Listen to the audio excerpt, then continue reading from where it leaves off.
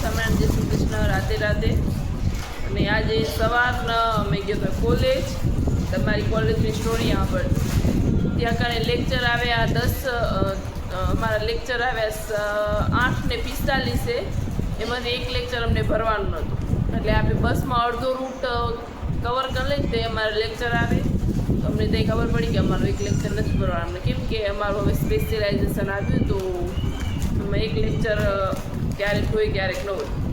પછી અમે ત્યાં કને 12 અડધી કલાક, પછી વચમાં એક લેક્ચર અમે ભર્યો. તો એ લેક્ચર પૂરો થયો ત્યાં અમને કીધું કે હવે લાસ્ટ લેક્ચર નથી, એટલે અમે ખાલી એક લેક્ચર કરીને ક્યારે સવારથી નીકળી ગયા. ને પછી ફરી પાછા આવ્યા, કંઈ પહોંચ્યા 2 વાગે ઘરે પહોંચ્યા. એન્ડ કાલે થશે જાનું વાલી મિલન, એના માટે થારો નાસ્તો પેક. અને આ છે ભોકી ને આ બધી વસ્તુ. એ ભોકી તો મારા મમ્મી માટે ને અહીંયા કરીને કાકી કરે રહું. એન્ડ હું તમને કીધું હતું કે હું આવીને એક ન્યૂ મેમ્બરથી મલાવીશ તમને, તો આજે હું તમને મલાવી દઈશ. चलो चलते न्यू मेंबर के पास. गाइस तो हमारा न्यू मेंबर ये रहा, देखो आप इसको जरा गौर से देखो. हैं ये रही है मतलब ये लड़की है, हमारी लड़की है. ये लड़की क्यूट सी लड़की है. અને આ અમે જે અમદાવાદ નીકળે ને ત્યાં સાંજે જ બોર્ન થઈએ.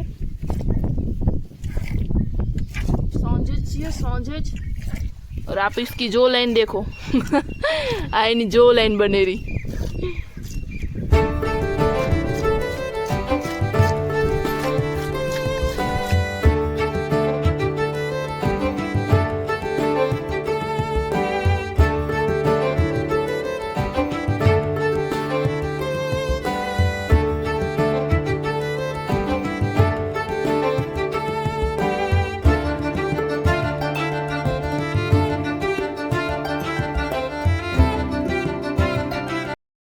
रोज की तरह फिर से एक सैटरडे भी ख़त्म. और आज लेने आए थे चाचू और गाड़ी भी रह गई है हमारी. અને 8 વાગ્યા લગભગ, પણ હજી અંધારું નથી થયું. પણ વરસાદનું પણ કાંઈ ઠેકાણું નથી કચ્છમાં. न्यूज़ में बताता था कि 45% ओछो वरसाद है, વધુ नहीं ओछो वरसाद है. तो कैसे जिएंगे हम बिना बारिश के. અને હવે થાશે જાનુની પેકિંગ. પહેલે થતી હતી પણ એ ઓમ થતી હતી, હવે ડાયરેક્ટ બધું બેગમાં ભરાશે. સો યસ. और ये देखो ખાખરે.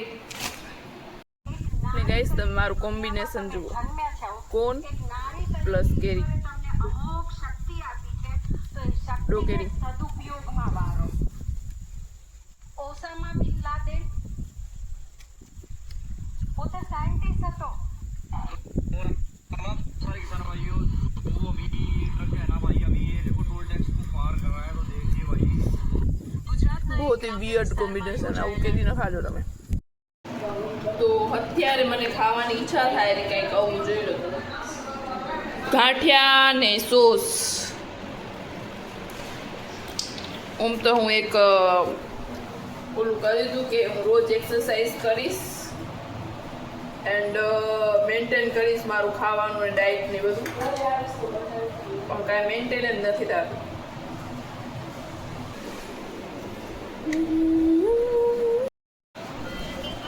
તો ગાઈસ આમાં સ્લીપર એ અને અહીંયા કને બેડમાં બધાને આડી આવે નવી એ.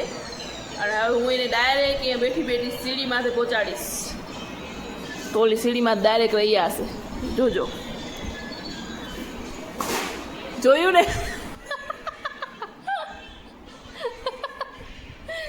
ये आलस है, आलस. इसे आलस बोलते हैं. અને સાંજના 9:15 વાગે પોપકોર્ન ચાલુ હોય, જુઓ તમે ખાલી. કેમ કે કાલે જાનુને મળવા આવ્યા. તો કાકી કીધું કે આપણે મળતે ટાઈમ પાસ કરવો હશે ને તો પોપકોર્ન થશે, એટલે એના માટે પોપકોર્ન કરેલા. અને કાલે સવારે 8 વાગે ઉઠી, 8 વાગે ઉઠશે નહીં પણ 8 વાગ્યા ભેગા કાકી મંચુરિયન રેડી કરશે જાનુ માટે. મતલબ એ દેખો આપ, એટલે જઈ અમે હોસ્ટેલમાં હતા ને ત્યાં પણ એમ જ હતું કે મળવા જવું હોય ને તો બધું આમ જલ્દી બધું મમ્મીને કાકી અમારા રેડી કરીને મળવા આવતું. તો હોસ્ટેલમાં હોય ને તો ઘણી બધી આઈટમ ખાવા એડે આપણે ત્યાં કને આવે. તો તમને કાલના બ્લોગમાં હું બતાવીશ જાનુની હોસ્ટેલ, જાનુને મળવાનું ને એ બધું.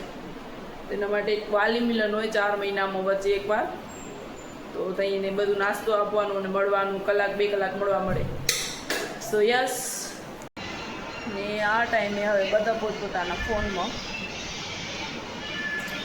તો મમ્મી અહીંયા હોય કને ચાચુ દેખાયા ને પપ્પા પત્તા રમવા ગયા એ. પત્તા મતલબ બોલો ફ્રેન્ડ રમે છે. એન્ડ ચાચી એના રૂમમાં એ 4 જણા પોતપોતાની એક્ટિવિટીમાં.